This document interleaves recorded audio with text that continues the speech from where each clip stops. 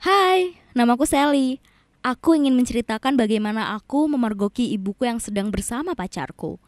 Aku tahu ini terdengar aneh. Aku pun tidak bisa percaya akan fakta ini. Tapi aku bersumpah, aku melihatnya sendiri dengan kedua mataku. Hal ini benar-benar gila. Jadi, ceritanya bermula sebelum kecurigaanku dimulai. Aku berpacaran dengan pria yang luar biasa bernama George selama 2 tahun. Dia sangat manis, mampu menghargaiku, dan memiliki pekerjaan yang bagus. Ibuku sangat mengaguminya. Mereka sangat rukun, dan kupikir itu merupakan hal yang hebat sebelum akhirnya aku menyadari ada sesuatu yang janggal. Seperti yang kamu tahu, ibuku adalah seorang janda yang lumayan cantik. Dia terbiasa menggoda pria yang lebih muda setengah dari umurnya, atau yang biasa disebut sugar. Dia tidak pernah mencoba melakukan hal-hal yang tidak pantas terhadap George. Dan itu cukup masuk akal, mengingat George adalah pacar dari anaknya. Tapi, sebelum kita lanjut, tolong tekan tombol like dan subscribe-nya ya. Beberapa bulan yang lalu aku sadar sesuatu memang berubah. George dan ibuku mengobrol lebih sering dari biasanya dan pada satu waktu, aku memergoki George mengirimkan pesan pada ibuku.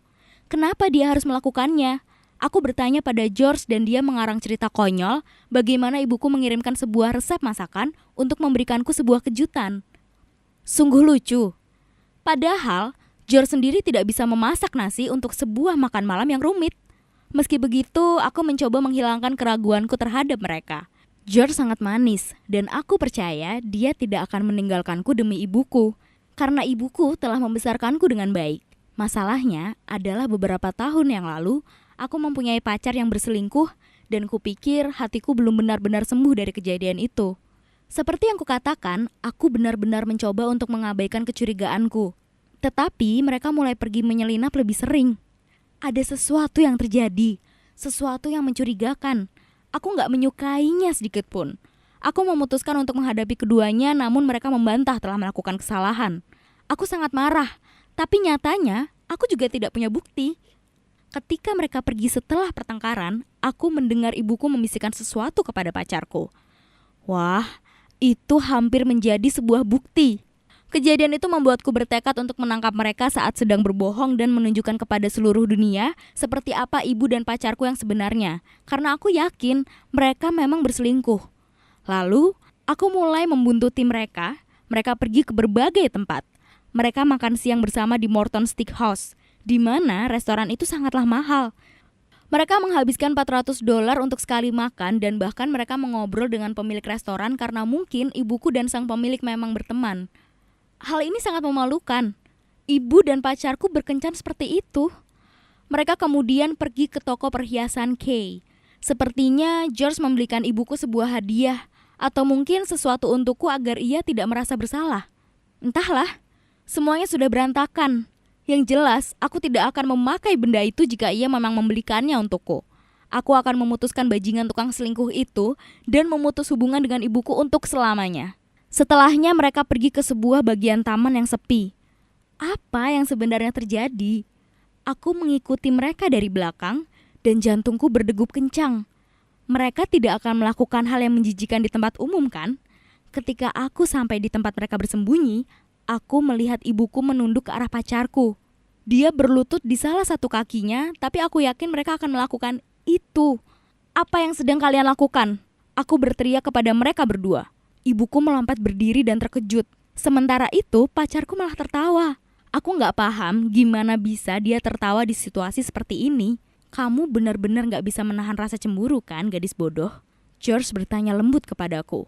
Ketika aku akan memprotesnya, aku melihat kotak kecil yang dipegang ibuku. Kotak itu terbuka, dan di dalamnya adalah cincin pertunangan impianku. Ketika aku masih kecil, aku selalu bermimpi tentang fantasi pernikahanku.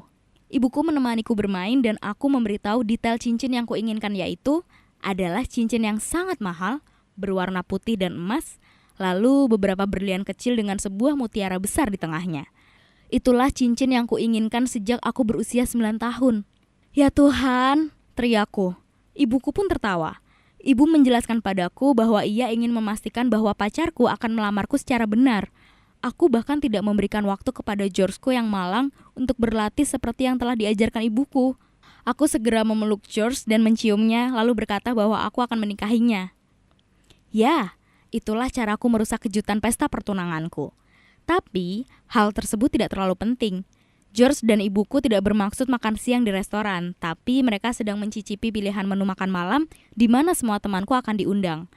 Makan malam berlangsung dengan luar biasa dan George melamarku di sana. Kali ini ia berlutut di depanku.